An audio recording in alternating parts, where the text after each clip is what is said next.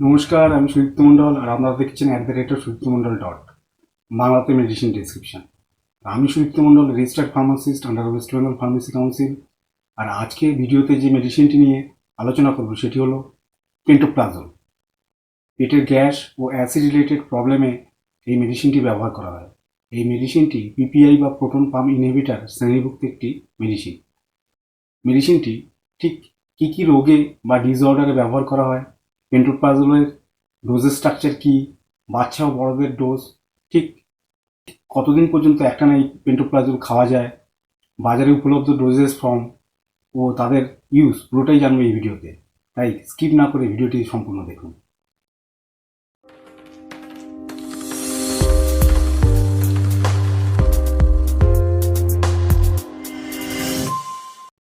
প্রথমেই বলেছি, পেন্টোপ্লাজল মেডিসিনটি পিপিআই বা প্রোটন পাম্প ইনহিবিটার শ্রেণীভুক্ত একটি মেডিসিন। এই মেডিসিনটি আমাদের পেটের গ্যাস ও অ্যাসিডকে ব্লক করার কাজ করে। আমাদের পাচনতন্ত্রে প্রোটন পাম্প এনজাইম নামক এক প্রকার এনজাইম বা অনুঘটক তৈরি হয়। এই এনজাইমটি আমাদের পাচনতন্ত্রে অ্যাসিড সিক্রেশন কন্ট্রোল করে, মানে ঠিক কতটা অ্যাসিড ক্ষরণ হবে তার পরিমাণ ঠিক করে। এই অ্যাসিড আমরা যে খাবার খাই তাকে ডাইজেস্ট বা হজম করতে সহায়তা করে। অর্থাৎ ঠিক কতটা পরিমাণ খাবার খেলে কতটা অ্যাসিড ক্ষরণ করতে হবে তা এই প্রোটন পাম্প এনজাইম ঠিক করে। কোনো কারণে এই এনজাইমের ব্যালেন্স কম বেশি হয়ে গেলে খাবারের অনুপাতে বেশি অ্যাসিড ক্ষরণ হয়, ফলে গলাবুক জ্বালা করে, সাথে গ্যাসের প্রবলেম বেড়ে যায়, পেটে জ্বালা করে। ব্যাপারটা সরল করে বলতে গেলে, কোনো কারণে প্রয়োজনের তুলনায় যদি বেশি পরিমাণ খাদ্য পরিপাককারী অ্যাসিড আমাদের পাচনতন্ত্রে তৈরি হয়ে থাকে বা সিক্রেশন হয়, তাহলে তা থেকে যে অ্যাসিডিটি, গ্যাস, অম্বল, পেট, গলাবুক জ্বালা দেয়, এমন ক্ষেত্রে পেন্টোপ্লাজল মেডিসিনটি ব্যবহার করা হয়।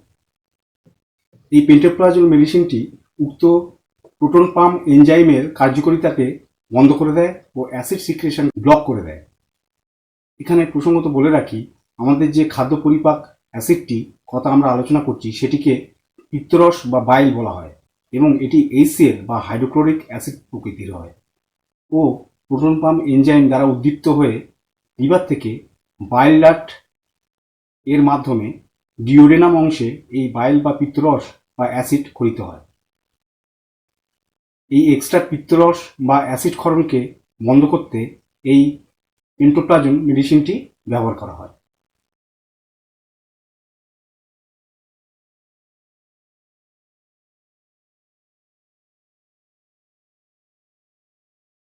বাজারে এই পেন্টোপ্লাজল কী কী ডোজ ফর্মে পাওয়া যায়? এই পেন্টোপ্লাজল মেডিসিনটি মার্কেটে ওরাল ডোজ বা মুখে খাওয়ার ডোজ ফর্ম ও ইঞ্জেকশন ফর্ম, এই দুই ফর্মে অ্যাভেলেবেল। খাওয়ার ডোজ বা ওরাল ডোজটি ট্যাবলেট ও ক্যাপসুল ফর্মে সাধারণত 20 mg, 40 mg ও 80 mg স্ট্রেংথ বা পাওয়ারের অ্যাভেলেবেল। এই ট্যাবলেট আবার মাউথ ডিসপার্সেবল বা মুখে দিলে গলে যায় এমন প্রকৃতির পাওয়া যায়। এছাড়াও ডিলেট রিলিজ বা গ্যাস্ট্রো রেজিস্ট্যান্ট ট্যাবলেট সাধারণত যেটি ব্যবহার করা হয় এমন ফর্মেও পাওয়া যায়।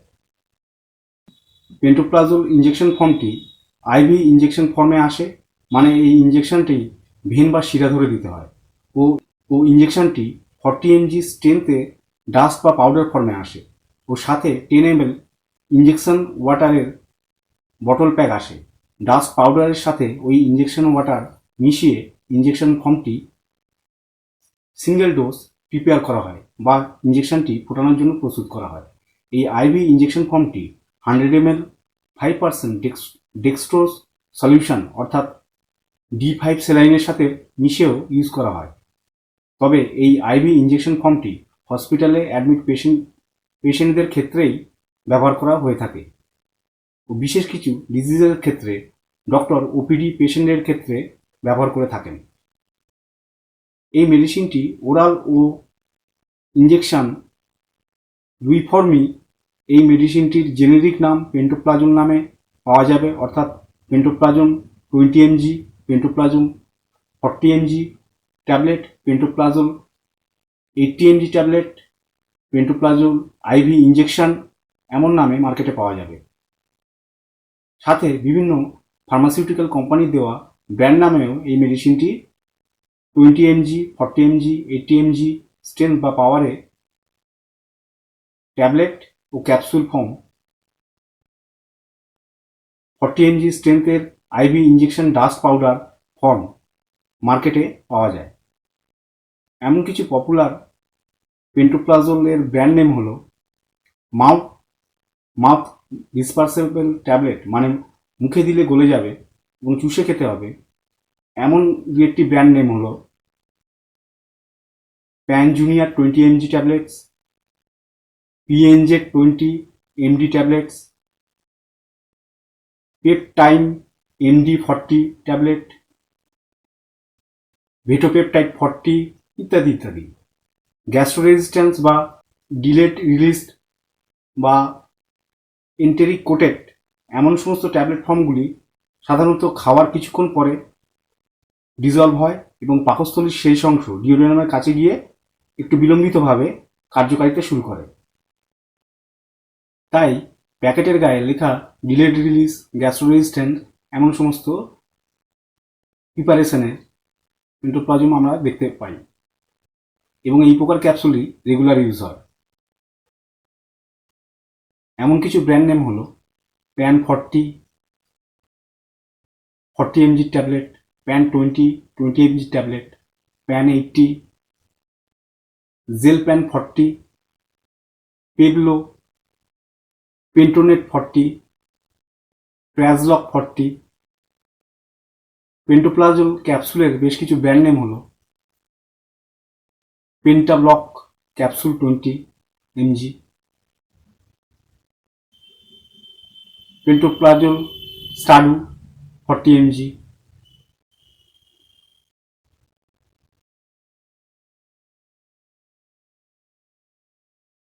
এই পেন্টোপ্লাজল ট্যাবলেট ও ক্যাপসুল সাধারণত ডমপেরিডন, অন্ডানসেট্রন এই সমস্ত কম্বিনেশনের সাথে আসে। এই কম্বিনেশন কি কাজ করে সেটি ডোজ স্ট্রাকচার অংশে ডিসকাশন করব। আপাতত বেশ কিছু ব্র্যান্ড নেম জেনে নিই এরকম কম্বিনেশনের। পেন্টোপ্লাজল ও ডমপেরিডন কম্বিনেশন: প্যান ডি, ক্রিটজল ডি, মিউপ্যান ডিএসআর, জলপ্যান ডি, জয়প্যান ডিএসআর, হ্যালপ্যান ডিএসআর, পেন্টোসেট ডিএসআর ইত্যাদি ইত্যাদি। পেন্টোপ্লাজলের সাথে অন্ডানসেট্রনের কম্বিনেশন: এমন কিছু ব্র্যান্ড নেম হলো পেন্টানল ও, পেন্টোনিল ও, পেনরোওয়েল ও, ওডিপ্যান ও, টাপসিট অন, পেন্টোবুন ও, জ্যাডোপ্যান অন ইত্যাদি ইত্যাদি। পেন্টোপ্লাজল, অন্ডানসেট্রন ও ডাইসাইক্লোমাইনের কম্বিনেশনের বেশ কিছু ব্র্যান্ড নেম হলো প্যানসাক প্লাস, ক্রিটপ্যান D2 ইত্যাদি ইত্যাদি। পেন্টোপ্লাজল ও লিভোসালপিরিডের কম্বিনেশন এমন কিছু ব্র্যান্ড নেম হলো ইন্ট্রাসিট এল, পেন্টাজোল এলএসআর, প্যান এল, পেন্টোসিট এল ইত্যাদি ইত্যাদি।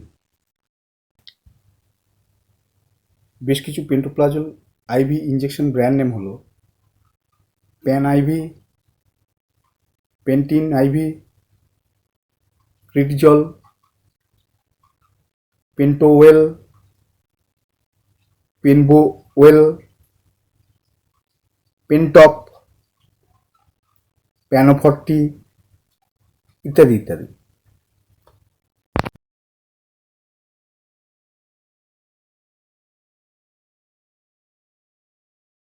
কোন কোন ডিজিজ বা ডিসঅর্ডারে পেন্টোপ্লাজল ইউজ করা হয়?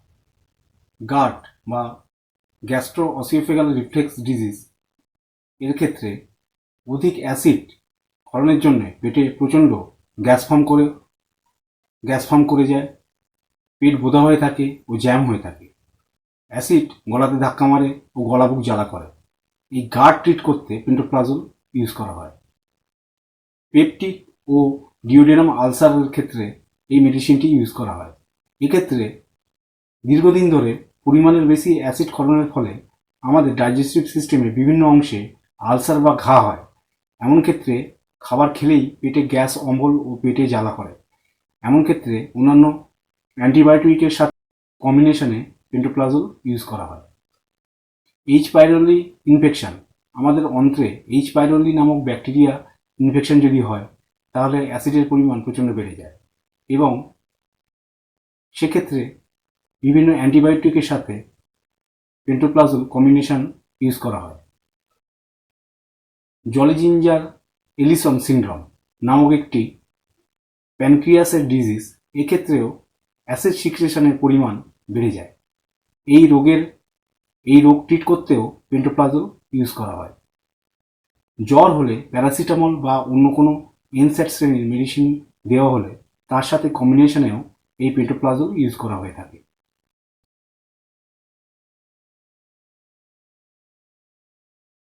ডোজ স্ট্রাকচার বা সেবন করার পদ্ধতি। প্রথমে বাচ্চাদের ডোজ। প্রথমে বলি, এই পেন্টোপ্লাজল মেডিসিনটি 5 বছরের কম বাচ্চাদের ক্ষেত্রে ব্যবহার করা যাবে না। 5 বছর ও 5 বছরের ঊর্ধ্বের বাচ্চা বডি ওয়েট মানে ওজন যদি 15 কিলোগ্রাম থেকে 39 কিলোগ্রাম হয় তাহলে 20 mg পেন্টোপ্লাজল দিনে একবার ফার্স্ট মর্নিং মানে একদম সকালে ঘুম থেকে উঠে খালি পেটে খাওয়ানোর অ্যাডভাইস দেওয়া হয়ে থাকে। আর যদি 5 বছর ও তার ঊর্ধ্বে বাচ্চার বয়স যদি হয় এবং তার বডি ওয়েট যদি 40 কিলোগ্রামের বেশি হয় তবে 40 mg পেন্টোপ্লাজল দিনে একবার সকালে ঘুম থেকে উঠে খালি পেটে খাওয়ানোর অ্যাডভাইস দেওয়া হয়ে থাকে। বাচ্চার ওজন কোনোভাবে 15 কিলোর তলায় যদি হয় তাহলে পেন্টোপ্লাজল ইউজ করা যাবে না। GERD গাট বা গ্যাস্ট্রো অসিওফেগাল রিফ্লেক্স ডিসঅর্ডার এমন ডিজিজের ক্ষেত্রে সাধারণত 2 উইকস বা 2 সপ্তাহ প্রতিদিন একবার করে সকালে খালি পেটে নেওয়ার অ্যাডভাইস করা হয় ও প্রয়োজন পরিপ্রেক্ষিতে 4 উইকস বা 8 উইকস পর্যন্ত ডক্টর এই পেন্টোপ্লাজল মেডিসিনটি অ্যাডভাইস করতে পারেন।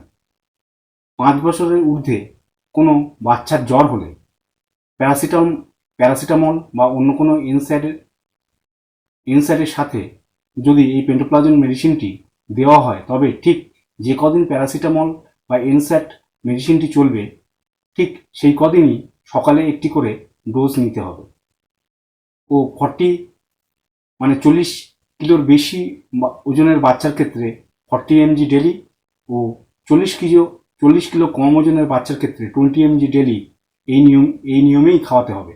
তবে বিশেষ ক্ষেত্রে অনেক সময় ডক্টর সকালের পরিবর্তে দুপুরে খাওয়ার 1 ঘন্টা আগে খালি পেটে মেডিসিনটি নেওয়ার নির্দেশ দিয়ে থাকেন। এছাড়া গ্যাস, অ্যাসিডিটি ও রিফ্লাক্সের তীব্রতা বা সিভিয়ারিটি বেড়ে গেলে দুপুর ও রাত্রে ডিভাইডেড 2টি ডোজে মেডিসিনটি নেওয়ার পরামর্শ অনেক সময় দেওয়া হয়। এই দুবারই খাওয়ার 1 ঘন্টা আগে খালি পেটে নেওয়ার অ্যাডভাইস দেওয়া হয়। তবে ঠিক যে কদিন প্যারাসিটামল বা অন্য কোনো এনস্যাটের চলে ঠিক সেই কদিনই এমন ডোজ ডক্টর অ্যাডভাইস করে থাকেন। এছাড়া এইচ পাইরোলি, জলিজিঞ্জার এলিসন সিনড্রোম এমন সব ডিজিজ ট্রিট করতেও পেন্টোপ্লাজলের বর্ধিত ডোজ ডক্টর দিতে পারেন। বড় বা প্রাপ্তবয়স্কদের ক্ষেত্রে গাট বা গ্যাস্ট্রো অসিওফেগাল রিফ্লেক্স ডিজিজের ক্ষেত্রে সাধারণত 40 mg পেন্টোপ্লাজল আর্লি মর্নিং সকালে খালি পেটে সাধারণত 2 সপ্তাহ নেওয়ার পরামর্শ দেওয়া হয়। এই 40 mg পরিমাণটি বাড়িয়ে সর্বোচ্চ 80 mg পর্যন্ত ইনক্রিজ করা হতে পারে ও ট্রিটমেন্টের সময়সীমা 4 সপ্তাহ 8 সপ্তাহ পর্যন্ত বর্ধিত করা হতে পারে। এইচ পাইরোলি ইনফেকশন ট্রিট করতে এই পেন্টোপ্লাজল মেডিসিনটি ক্ল্যারিথ্রোমাইসিন, অ্যামক্সিলিন, মেট্রোনিডাজোল এমন সব অ্যান্টিবায়োটিক কম্বিনেশনের সাথে ইউজ করা হয় এবং এমন ক্ষেত্রে মেডিসিনটি 40 mg বিট বা দিনে 2 বার ব্যবহার করার পরামর্শ দেওয়া হয়। পেপটিক আলসার, ডিওডেনাম আলসার এমন ক্ষেত্রে সাধারণত 40 mg সকালে খালি পেটে একবার, সাধারণত 2 সপ্তাহ দেওয়া হয়।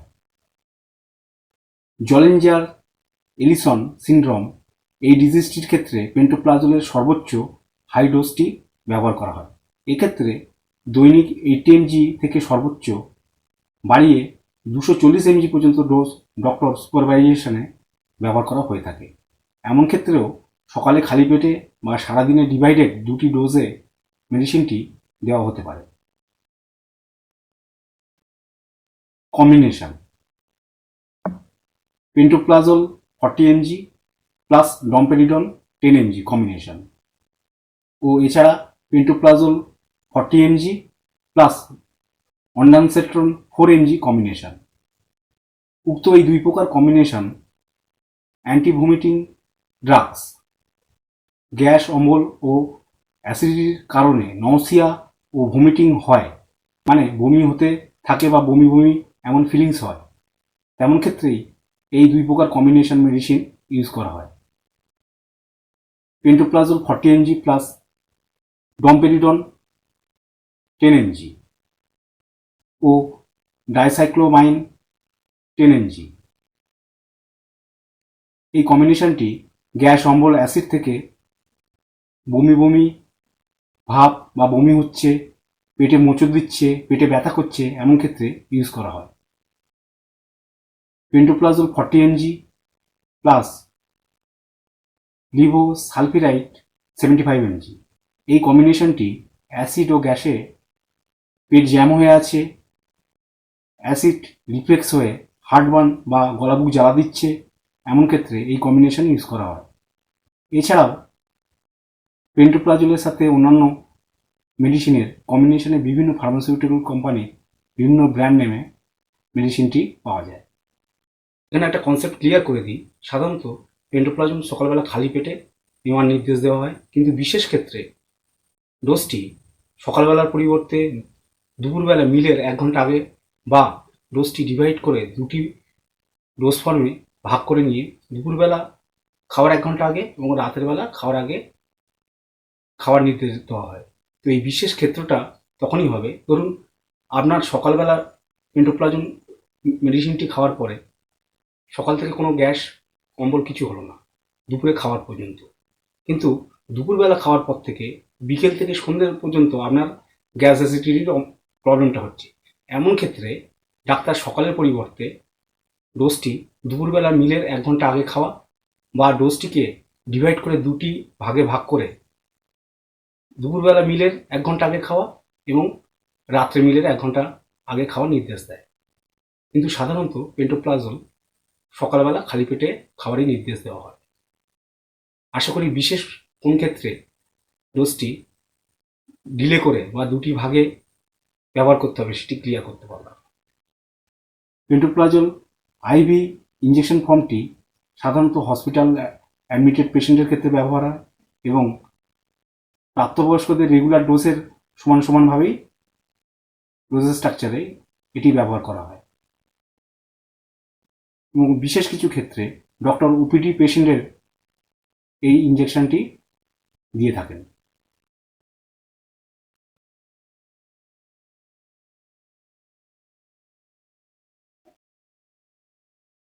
সাইড এফেক্ট বা পার্শ্ব প্রতিক্রিয়া। সাধারণত নিয়ম মেনে খেলে এই পেন্টোপ্লাজল মেডিসিনটি সেফ, কিন্তু যদি ফ্রিকুয়েন্টলি হাই ডোজ ব্যবহার করা হয় বা ওভারডোজ হয়ে যায় তাহলে এই মেডিসিনটি সাইড এফেক্ট দেখা যায়, যেমন পেটে প্রচণ্ড ব্যথা, সাথে ডায়রিয়া, অনেক সময় ব্লাডি ওয়াটারলি স্টুল মানে রক্ত আমাশা হয়ে যেতে পারে, অ্যাকিউট রেনাল ফেল হতে পারে, নওসিয়া অ্যান্ড ভমিটিং অর্থাৎ বমি বমি ভাব বা বমি করা এমন হতে পারে, গায়ে র্যাশবার হতে পারে। দীর্ঘদিন ধরে পেন্টোপ্লাজল ইউজ করলে ভিটামিন B12 ঘাটতি হতে পারে শরীরে, ম্যাগনেসিয়ামের ঘাটতি হতে পারে। পেন্টোপ্লাজল আইভি ইঞ্জেকশনের সাইড এফেক্ট হলে অনেক ক্ষেত্রে সোয়েলিং বা শরীরের অংশ ফুলে যেতে পারে, বিশেষ করে পা ফুলে যায়। এগুলি হলো পেন্টোপ্লাজলের সাইড এফেক্ট।